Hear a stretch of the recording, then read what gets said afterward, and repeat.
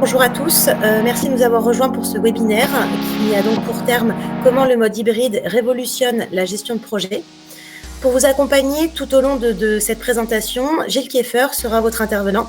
Gilles Kieffer donc, est le CEO de Foxplan.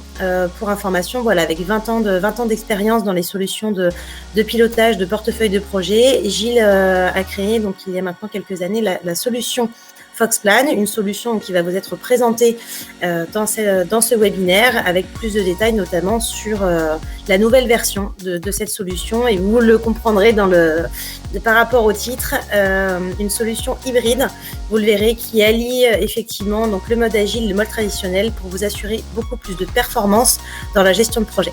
Je vais donc laisser la parole à Gilles Kieffer. Je vous souhaite à tous une bonne présentation. Et à tout de suite. Bonjour à tous, merci Amandine, merci à vous d'être présents pour ce webinaire, donc comme le disait Amandine, qui va présenter la nouvelle version de Foxplan, la V2, qui est principalement axée sur l'hybridité, mais pas que. Vous verrez, on va parler aussi d'une nouvelle interface, d'un nouveau module budgétaire et aussi d'une interface ouverte. Quelques éléments sur Foxplan avant de démarrer cette présentation de la V2. Donc Foxplan, on s'adresse aujourd'hui à des sociétés aussi bien informatiques que des sociétés de conseil. Et puis, on va petit à petit adresser de l'ingénierie et de la construction. Aujourd'hui, nos clients sont principalement dans les deux premières catégories. On a développé une solution qui s'adresse aujourd'hui à toutes les tailles d'entreprise. Donc, on a aussi bien des grandes DSI, des départements ou des petites entreprises qui pilotent des activités notamment de service avec une partie staffing qui est assez développée dans Foxplan. On a essayé de créer une interface aussi simple que possible pour en faciliter l'adoption, pour aussi bien les opérationnels qui ont piloté leur projet dans l'outil que le management qui va pouvoir se créer des dashboards et avoir une vue d'ensemble de l'ensemble du portefeuille de projet. Les profils qu'on retrouve en entreprise, c'est effectivement les responsables. Donc là, vraiment dans une position de pilotage, de suivi avec des notions de roadmap, par exemple, de plan d'action annuel, de budget annuel à piloter. Des chefs de projet avec un rôle vraiment opérationnel. Là, je vais affecter des ressources sur mon projet. Des rôles de PMO qui vont être un peu les garants du temple dans les organisations d'une certaine taille et qui vont s'assurer que la gouvernance d'entreprise est en place et que le portefeuille de projet est sous contrôle pour le compte du responsable. Et un petit nouveau pour lequel on va développer le rôle dans les solutions à venir, c'est tout ce qui est agilité, qui est une grande tendance du moment. Avec des responsables de produits ou des product owners, pour lequel on développe de nombreuses fonctionnalités dans cette V2. En termes de fonctionnalités, on retrouve tout ce qui est tableau de bord d'entreprise, à l'intérieur de l'outil ou à l'extérieur avec du décisionnel. La planification, pareil, niveau projet, niveau portefeuille. La charge de travail, gérer vraiment le staffing de l'équipe en lien avec des calendriers d'entreprise ou des calendriers individuels de ressources, prendre en compte les congés, gérer les affectations de façon assez précise et de façon transverse sur l'ensemble du portefeuille. Une gestion budgétaire, on va le voir en lien avec les différents éléments de planification et de ressources, et un pilotage par les risques complet. Au niveau ressources, on va retrouver donc les affectations, on en a parlé, et puis tout ce qui est suivi des temps, et puis les comptes rendus d'activité qui vont permettre pour de la France de faire par exemple du crédit impôt recherche ou du crédit impôt innovation, mais on peut aussi s'en servir pour faire de la facturation quand on est dans une activité de conseil.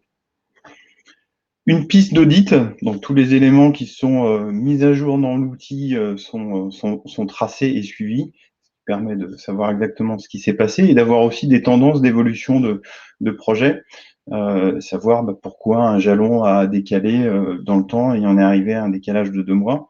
Ça peut s'expliquer dans le temps, on peut le voir dans la piste d'audit, on peut le voir dans la gestion des changements. Et tout ça, ça va permettre de pouvoir tracer pour expliquer l'histoire d'un projet. Et donc, tous ces éléments sont dans un logiciel unique qui est intégré et qui est fourni de façon prête à l'emploi, configurable et customisable, mais avec une brique qui peut être utilisée dès son démarrage. Aujourd'hui, je vous propose de revoir donc tout ce qui est associé à la nouvelle interface, pour ceux qui connaissaient la version existante. Pour les autres, ça vous permettra de vous faire une idée de comment fonctionne l'application. La partie gestion de ressources, dans la partie planification, l'agilité avec le mode hybride, la gestion budgétaire, et puis tout ce qui est interface avec les systèmes d'entreprise pour avoir une intégration complète de la solution dans l'écosystème ERP ou autre de l'entreprise. La nouvelle interface donc a été complètement refondue au goût du jour avec de l'édition inline. Je vais vous la montrer dans l'application, ça sera bien plus parlant. Des bandeaux fixes d'édition aussi qui permettent de limiter les pop-up et donc la facilité d'utilisation. Et ce qu'on vise toujours, c'est l'adoption des collaborateurs, qui est un temps de formation le plus réduit possible.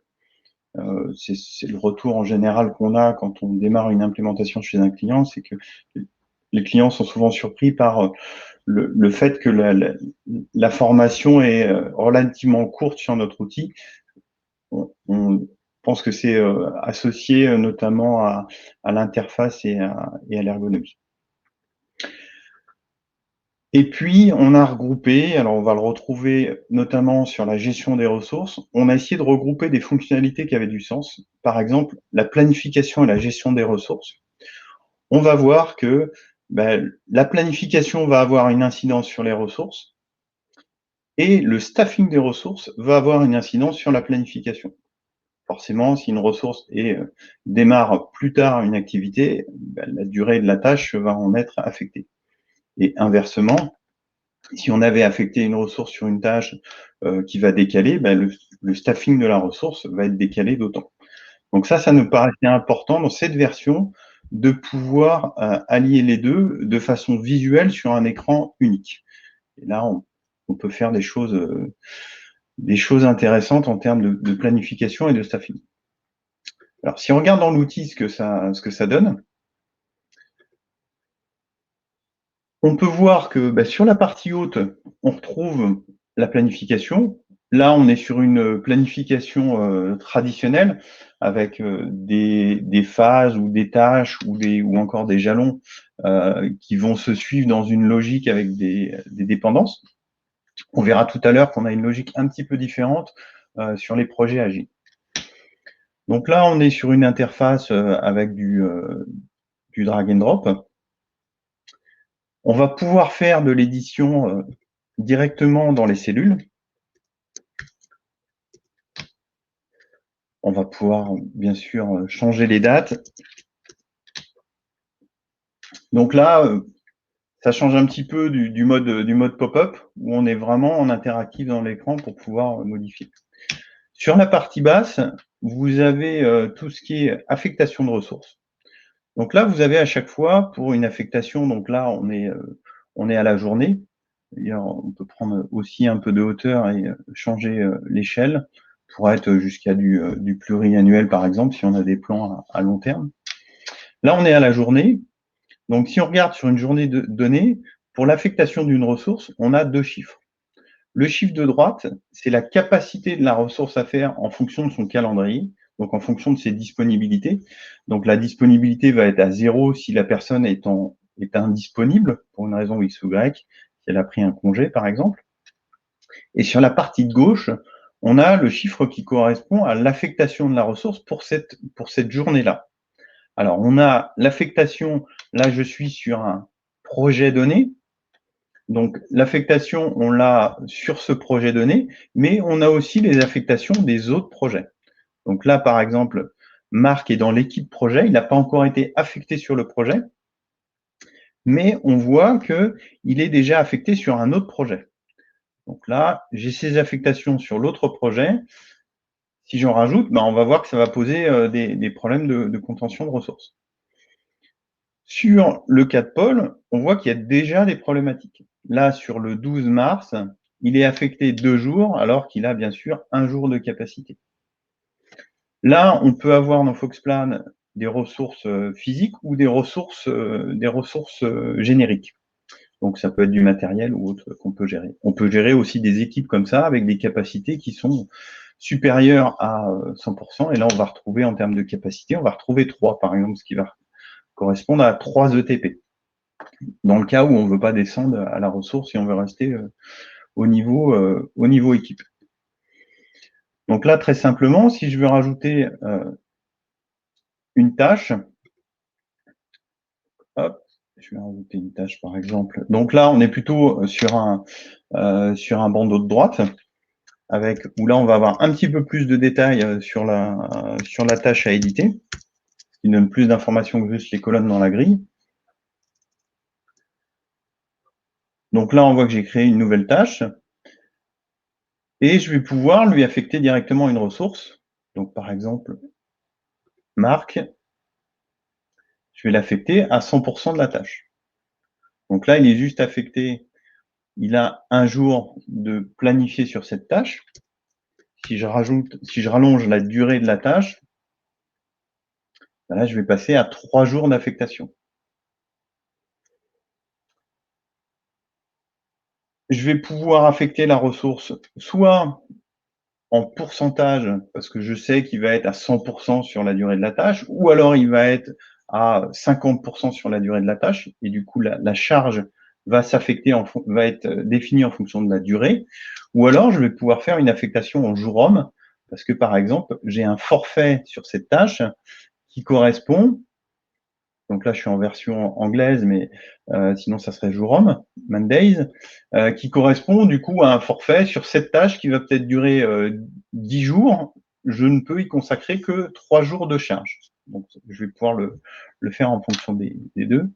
Et je vais pouvoir affecter aussi un budget dans lequel du coup l'affectation de la ressource va venir consommer ou alimenter un budget pour définir des revenus.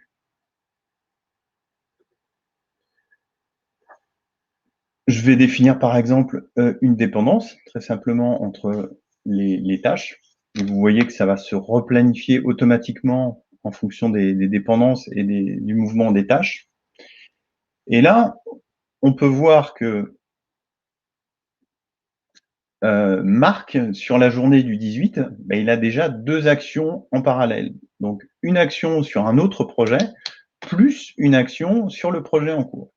Donc là, il va falloir que je fasse des aménagements pour que Marc, d'un seul coup, vous voyez maintenant, il est affecté à partir du 22 parce que la tâche précédente a été décalée, elle a été rallongée, où il y a eu des arbitrages sur l'autre projet.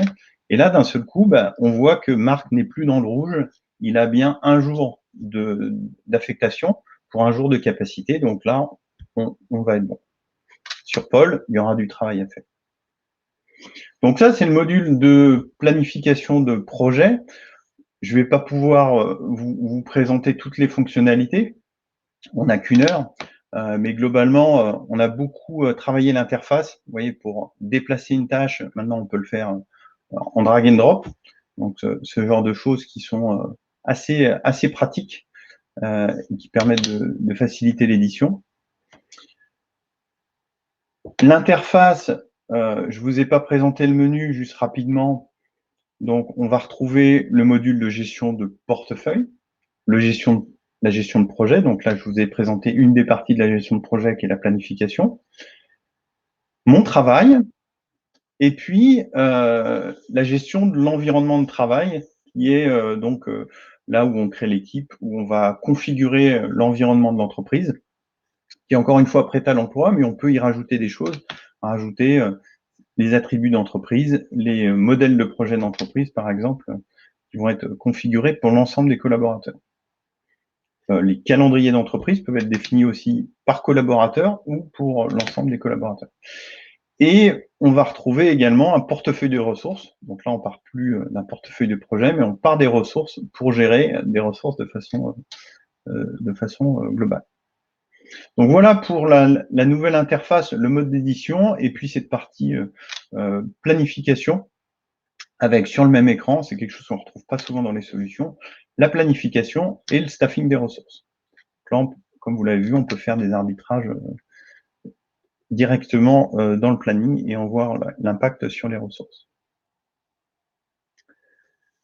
Donc ça, c'était la planification traditionnelle. Parlons un peu d'agilité, qui est la grande tendance du moment. Donc on retrouve deux types de projets agiles dans l'entreprise. On retrouve ce qu'on appelle le Kanban et le Scrum. Alors ça fait terme un peu scientifique, mais derrière c'est des concepts relativement simples. Sur la partie Kanban, on va retrouver un backlog. On va retrouver ce qu'on appelle des épiques, ou je vais pas retrouver le mot français bien sûr, ça va me revenir. Et on a un diagramme en Kanban qui permet de faire avancer sous forme de flux les étiquettes. On a un deuxième mode, donc là c'est ce qu'on appelle du flux tiré, c'est-à-dire que on prend le travail au fur et à mesure qu'on va l'exécuter, donc dès qu'on a fini une tâche, on va prendre la suivante. Dans un mode Scrum, on essaye de cadencer le travail dans ce qu'on appelle des sprints, qui sont en général de 1 semaine à 3 semaines. Donc on va retrouver les éléments de la version Kanban, mais en plus, on va rajouter cette notion de sprint, et associé à cette échelle de temps, et cadencée par semaine, par 2 semaines ou par 3 semaines, on va retrouver aussi la notion de capacité. Donc une capacité d'une équipe à faire. Capacité qui va être définie, alors souvent les puristes le définissent en points. Donc une capacité, on appelle aussi une vélocité à faire en points pour une équipe. Donc au fur et à mesure que l'équipe se rôde, elle atteint une certaine, elle définit une capacité de travail. Et puis chaque élément qui va venir alimenter ce sprint va être estimé en points. Du coup, on va voir qu'on remplit un backlog et un sprint en points en fonction d'une capacité. Je vais vous montrer ça dans l'outil. Alors pourquoi l'hybridité? C'est un peu le thème du webinaire. On avait jusqu'à présent dans le portefeuille des projets traditionnels qui se consolidaient dans un portefeuille d'entreprise dans lequel on avait une vue d'ensemble sur l'ensemble des éléments du projet, que ce soit la roadmap, que ce soit les budgets, les risques, les ressources. Ça se consolidait. Petit à petit est arrivée l'agilité avec des outils comme Jira, qui sont très déployés dans l'entreprise, qui ont du sens, qui sont associés aussi à par exemple, à du code logiciel pour certaines entreprises, dans lequel le versionning du code est associé aux étiquettes Jira qui sont livrées. Donc Jira a son rôle pleinement. La problématique qu'on avait, c'est que les éléments de l'agilité ne sont pas consolidés dans le portefeuille d'entreprise. Du coup, un responsable d'entreprise aujourd'hui voit une partie de son activité, mais pas l'autre. Il n'a pas la roadmap de ses projets agiles et des fonctionnalités qui vont être livrées avec les projets agiles. Il n'a pas du tout de gestion budgétaire en tant que telle associée à des outils comme Jira, et encore moins du risque ou même du staffing. Alors sur de l'agilité, on parle souvent d'équipes dédiées. Ce qu'on va retrouver quand même dans beaucoup d'entreprises, c'est des pools d'experts qui vont naviguer entre différentes équipes et qui vont être amenés à intervenir sur un sprint donné, par exemple, sur un projet agile, et pour lequel on va avoir besoin de gérer le staffing pour savoir est-ce qu'on a suffisamment de capacité à faire sur ces pools d'expertise pour pouvoir adresser l'ensemble des projets. Alors, les équipes mobiles comme ça qui circulent entre les projets dans certaines entreprises, c'est 5 à 10 et puis dans d'autres, ça peut aller jusqu'à 50 du staffing qui va adresser différents sujets en entreprise. Et là, si on n'a pas un staffing global de ces ressources, on a du mal à savoir si le plan d'affaires annuel va être tenu ou pas et dans quel délai. D'où l'hybridité, c'est de pouvoir, sur l'ensemble des types de projets, qu'on soit sur de la planification traditionnelle ou sur des types de projets agiles, de pouvoir gérer du planning, du budget, de la ressource ou du risque.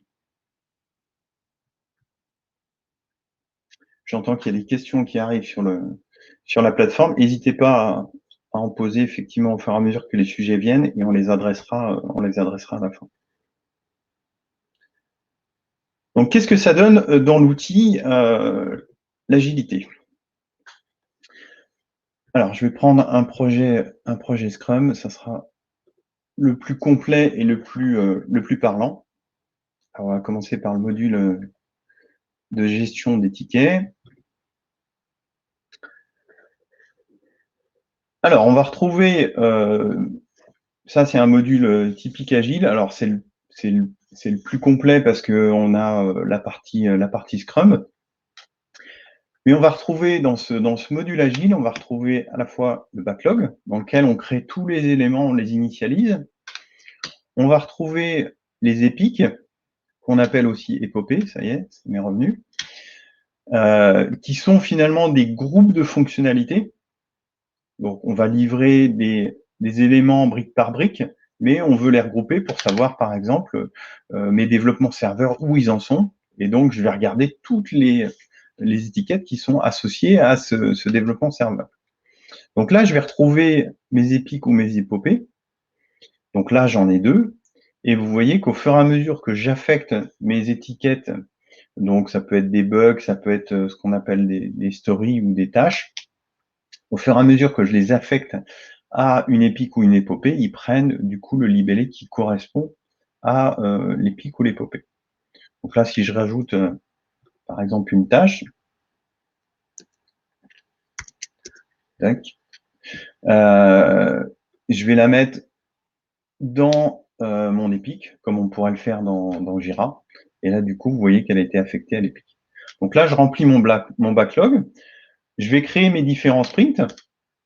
Alors, je vais avoir mes sprints, je peux en avoir, souvent j'en ai qu'un qui est en exécution, c'est la bonne pratique. Des fois, on en a deux parce que le précédent, on n'a pas pu complètement clôturer, donc on peut le laisser, mais les bonnes pratiques, c'est d'en avoir un, de le clôturer et reporter éventuellement dans le sprint suivant les étiquettes qui n'auraient pas été terminées. Donc là, j'ai donc le sprint 1, le sprint 2, mais je peux en avoir d'autres. Je peux les ranger, dans lequel je vais pouvoir anticiper et commencer à remplir pour préparer les sprints suivants. On voit que sur ces sprints, donc là, je suis passé en mode point pour vous montrer un petit peu comment ça fonctionne. Donc là, j'ai une story qui a été estimée qui correspond à 10 points. J'ai un bug là qui correspond à 15 points. Et j'ai mis ça dans un sprint pour lequel j'ai défini une capacité de 50. Donc là, c'est le remplissage de mon sprint, la petite jauge verte, qui correspond donc à 25, donc le total des éléments que j'ai embarqués dans mon sprint, sur une capacité d'équipe qui est de 50. Donc là, je pourrais encore rajouter des étiquettes.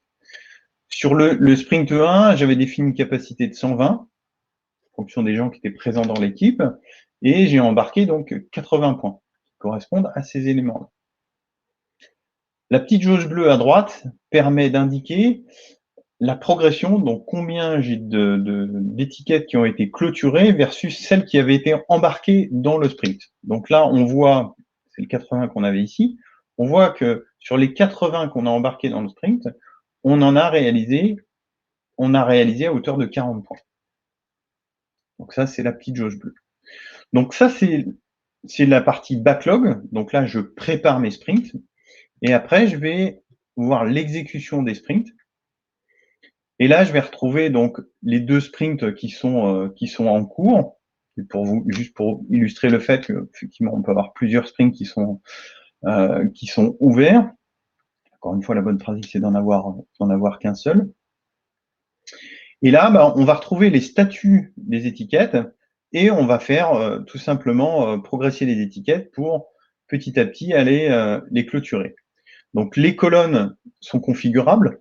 Souvent, on se rajoute d'autres étapes, par exemple à tester ou à valider. Là, c'est les colonnes standards. Donc on retrouve, vous voyez que j'ai fait progresser, j'ai rajouté une étiquette avec 15 points, donc maintenant j'ai 55 points de réalisés sur 80. Et on a les dates de début et de fin de sprint. Donc ça, c'est la partie gestion d'étiquette. Donc là, on est dans un module standard de gestion agile. On n'a pas encore abordé la partie quelque part hybride. Donc là où on va commencer à avoir de l'hybridité, c'est que ce projet agile, on va le retrouver dans le planning d'entreprise.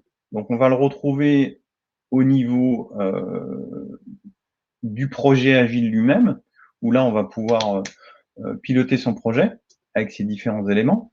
Vous voyez qu'en bas, on retrouve, malgré le fait que ce soit un projet agile, on va retrouver le staffing aussi. Donc on va pouvoir, sur ces projets agiles, staffer des ressources. On va pouvoir le faire de 2 façons. On va pouvoir le faire sur une longue durée en rajoutant une tâche qui va correspondre à de l'affectation de ressources. C'est ce que j'ai fait ici. Ou alors, si on le fait sprint par sprint, on pourra le faire sur un sprint individuel, définir une équipe pour le sprint qui va changer d'un sprint à l'autre. Donc, 2 façons de faire. Si on est sûr que l'équipe est relativement stable, on définit une tâche, par exemple, sur une équipe qui va rester 1 an, on les staffe sur 1 an et on va ajuster cette équipe au fur et à mesure, sachant qu'il y aura une certaine stabilité. Toutes les ressources auront été réservées à l'avance. Et on pourra faire des tâches éventuellement ponctuelles sur, par exemple, 2 mois pour réserver un expert sur 2 mois. On pourra le mettre bien sûr à 100% ou à 50% s'il est sur 2 projets agiles en même temps parce que c'est un expert qui est partagé. La vue planning, on l'a avec des épiques, donc les groupes de fonctionnalités.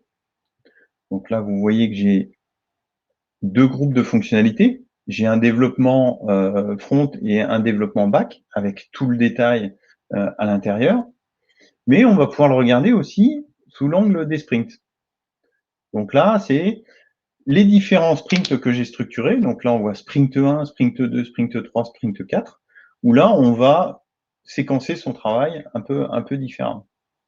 Et puis, il y a le mode Kanban, mais qui est juste une version finalement un peu plus simple du planning Scrum. Si je vais sur un planning portefeuille, là, je vais retrouver l'ensemble de mes initiatives d'entreprise, qu'elles soient agiles ou non agiles.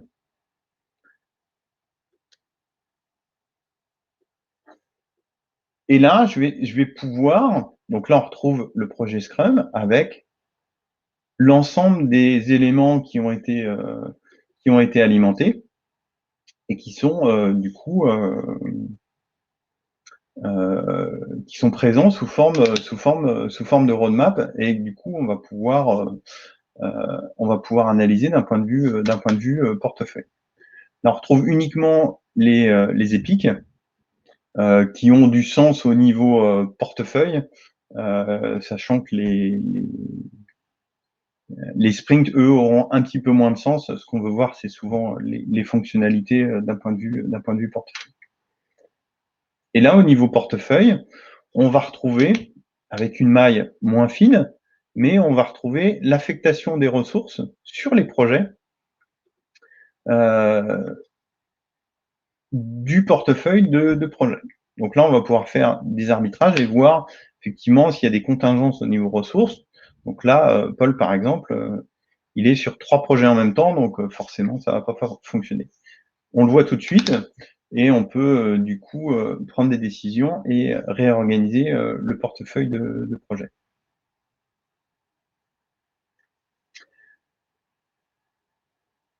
Voilà pour la partie hybride et du coup intégration de l'agilité dans le portefeuille de projet. Ce qu'on verra juste après, c'est que on va pouvoir gérer aussi les budgets sur ces projets agiles, bien entendu. Quelque chose que j'ai oublié de vous montrer tout à l'heure, je vais y revenir rapidement. C'est un point important sur le staffing des ressources. Je vais aller dans le module projet.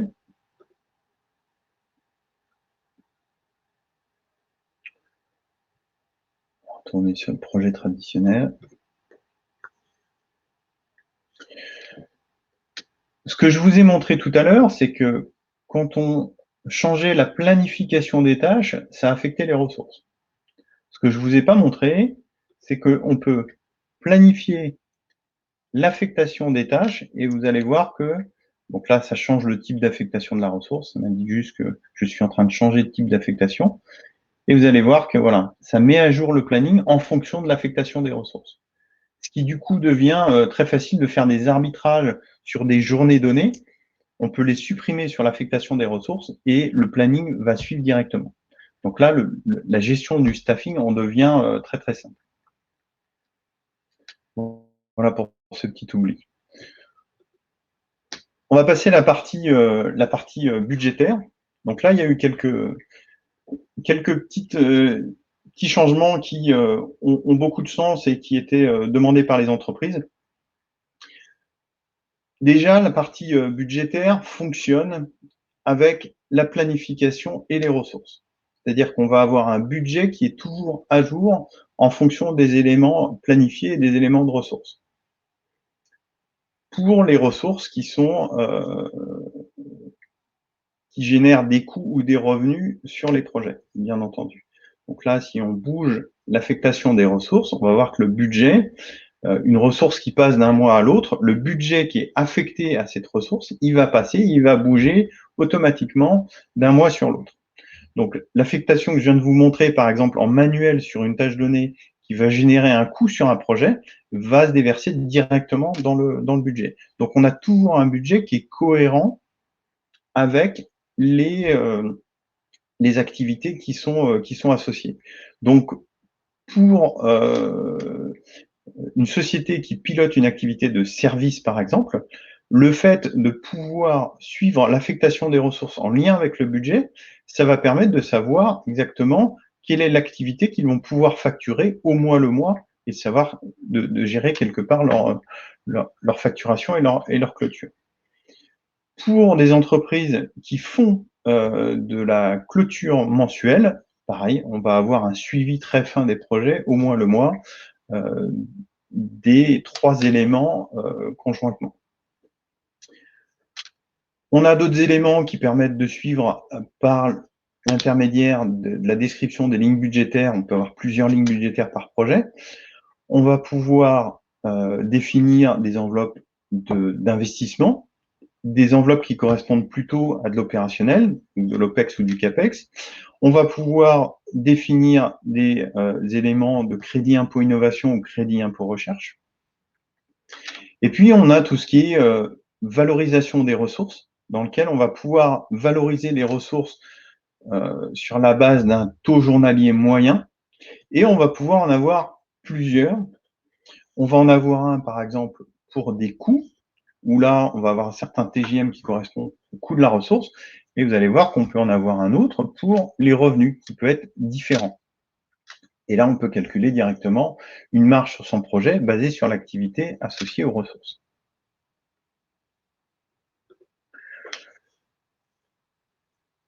Donc, un module budgétaire maintenant qui intègre la possibilité de faire des clôtures mensuelles. On va voir également qu'on a intégré quelque chose qui est assez pratique et qui donne beaucoup de flexibilité, qui est un tableau croisé dynamique directement dans l'outil.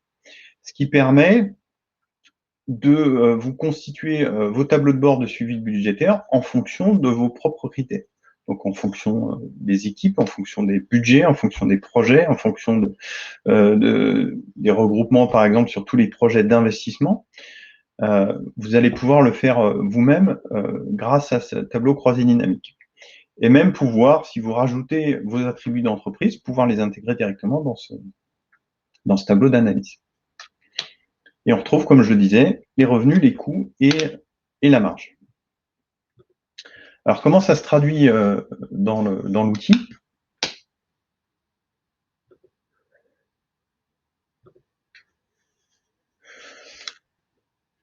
Donc, dans l'outil, vous voyez qu'on a donc du jour homme, c'est ce qu'on retrouve sur la valeur supérieure, ou en valeur inférieure de l'euro.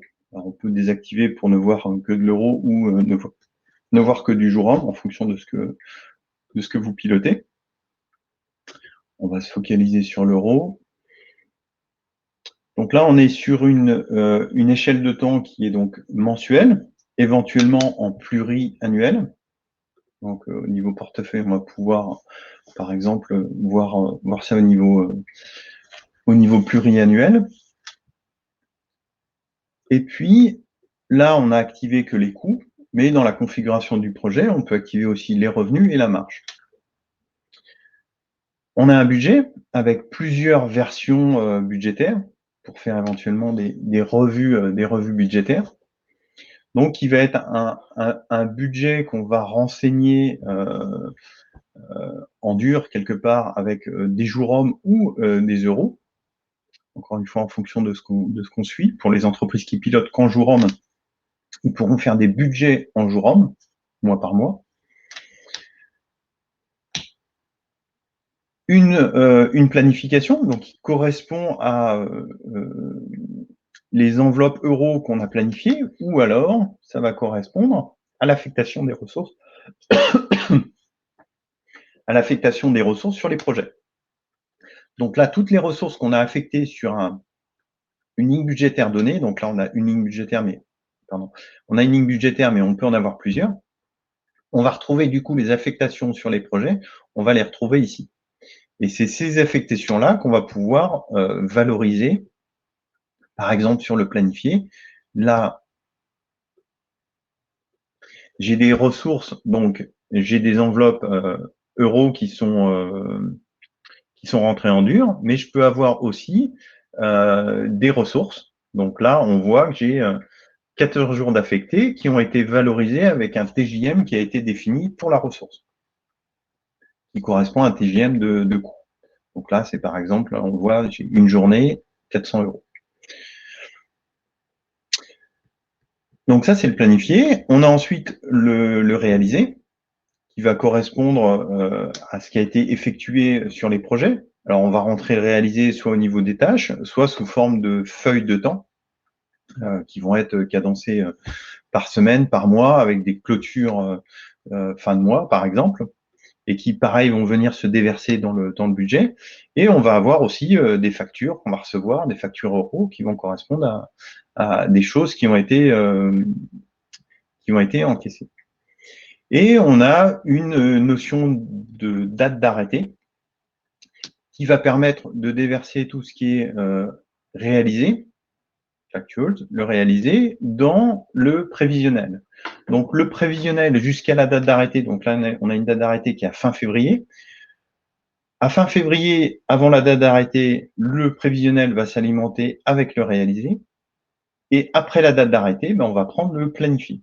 Donc là, c'est ce qui se passe dans le projet, ce qui permet du coup d'avoir un prévisionnel qui est toujours à jour de l'activité, de l'affectation des ressources sur les projets, des éléments euros qu'on aura pu renseigner en termes d'anticiper, du planifié, ou alors du réalisé sur des choses qu'on a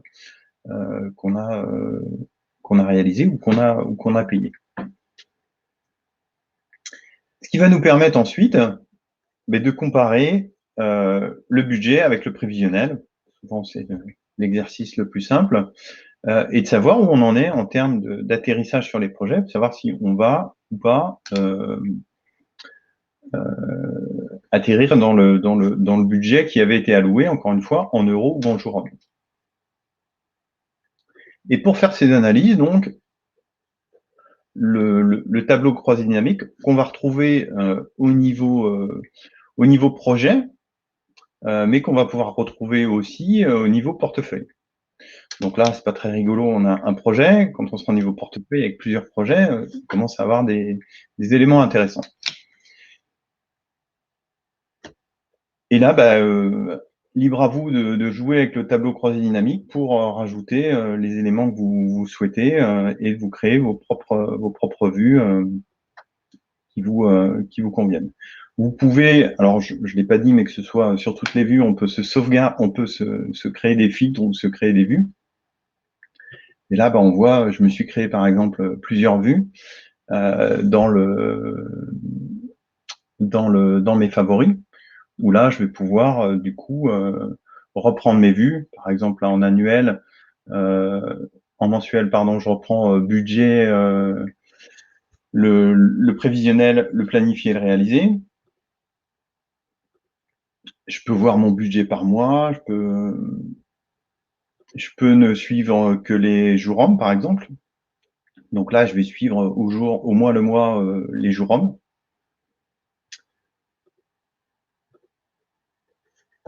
Et ainsi de suite. Donc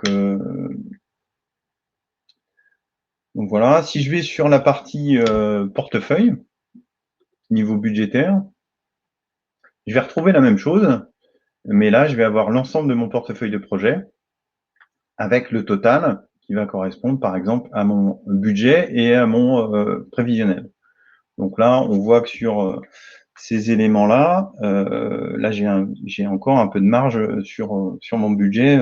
J'ai pas consommé, j'ai pas planifié la moitié encore du budget qui était prévu. Voilà pour le module budgétaire avec ce croisé dynamique qui a une grande flexibilité d'analyse.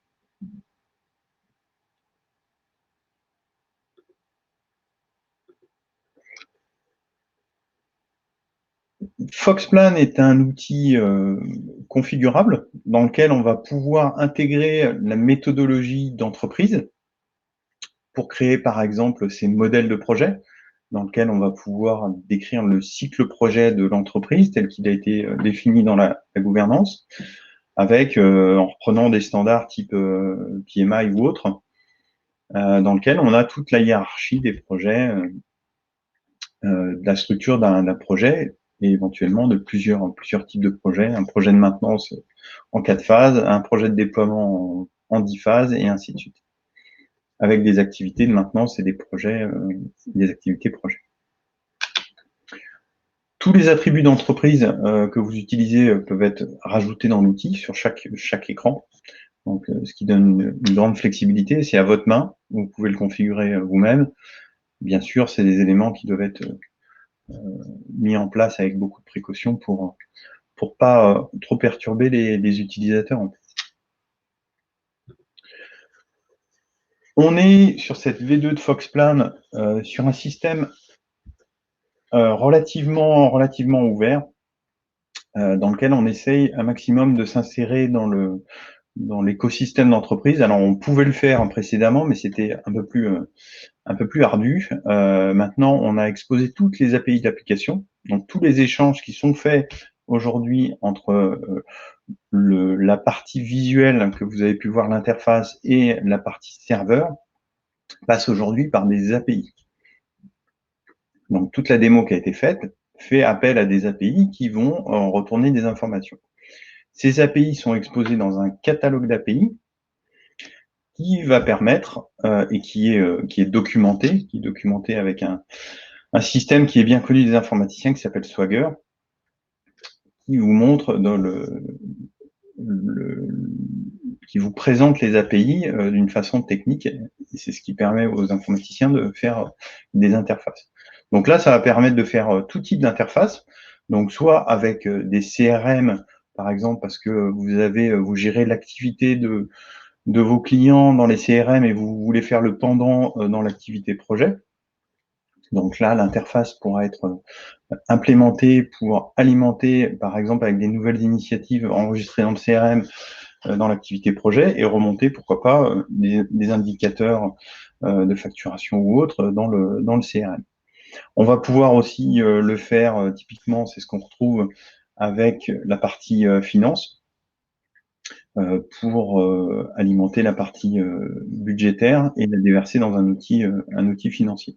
On le retrouve aussi avec des outils RH parfois, où là, on veut saisir les congés dans un outil centralisé RH et intégrer ces congés dans l'outil de gestion de projet pour pouvoir avoir une capacité qui est documentée et qui est tout le temps à jour dans l'outil projet. Donc, qui permet de mettre à jour les calendriers des ressources. Donc, si on regarde cette partie interfaçage dans l'outil,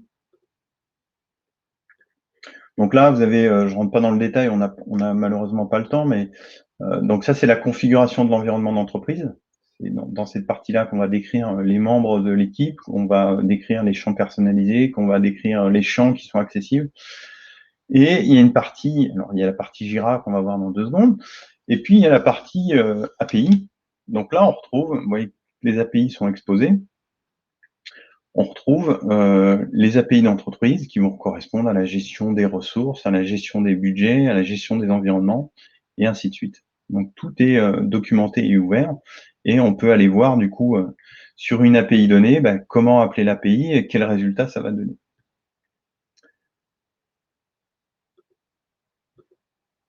Donc ça, c'est ce qu'on utilise aussi nous en développement. Donc c'est une interface c'est juste un outil de simulation d'appel d'API pour vous montrer un petit peu comment ça fonctionne. Donc là, on a documenté, c'est ce qu'on utilise en développement, on a documenté les différents objets et puis les appels qu'on peut faire. Donc c'est ce qu'on retrouve dans la documentation. Et vous voyez, par exemple, pour récupérer la liste des projets qui sont disponibles dans l'environnement, alors il y a toute une authentification avec des tokens de sécurité. Mais une fois qu'on a rentré ces tokens de sécurité, on peut faire l'appel à l'API et du coup, ça va nous retourner les différents attributs. Alors ça paraît un peu abrupt, mais c'est ce qui permet à un informaticien de créer de façon relativement ouverte une interface avec un autre système. On va retrouver l'ensemble des descriptions, par exemple, là j'ai appelé les projets sur un projet donné. En termes d'ouverture, on a fait d'autres choses. Il y a la connexion à un annuaire d'entreprise par l'intermédiaire d'un système qui s'appelle SAML, qui permet du coup d'avoir pour les collaborateurs, quand on le met en place bien sûr avec un certain nombre de précautions, aux collaborateurs d'avoir qu'un seul login d'entreprise. On a également une intégration avec Jira, qui nous permet de synchroniser tous les éléments de Jira dans l'application. Donc là, ça a pour bénéfice notamment d'avoir la vision roadmap des fonctionnalités qui sont développées dans Jira dans le portefeuille de projet. Et on va pouvoir affecter les ressources aussi en lien avec les éléments qui sont embarqués dans l'agilité. Et puis une autre partie qui existait déjà, qui est les reporting d'entreprise. Donc pour les sociétés qui le souhaitent, qui veulent avoir des dashboards spécifiques, on peut développer, alors nous-mêmes, avec nos partenaires ou avec ou par les collaborateurs de l'entreprise, en s'appuyant sur le datamart qui est mis à disposition par l'application Foxplan, on a la possibilité, dans un mode de data très dénormalisé, du coup qui a un schéma vraiment très très simple, de prendre l'ensemble des données et de se constituer un dashboard d'entreprise. Donc ça peut être un complément pour les sociétés qui veulent se créer des dashboards qui vont être utilisés par le management, qui vont être utilisés en COMEX et qui sont prêts à l'emploi, qui sont alimentés en temps réel, ce qui permet d'avoir, quand on fait par exemple des clôtures annuelles, sur un portefeuille de projet pour en connaître l'atterrissage, de faire des ajustements et de voir directement dans les tableaux de bord ce que ça peut donner. Rapidement, peut-être la partie Jira. Donc, juste pour illustrer la synchronisation avec Jira.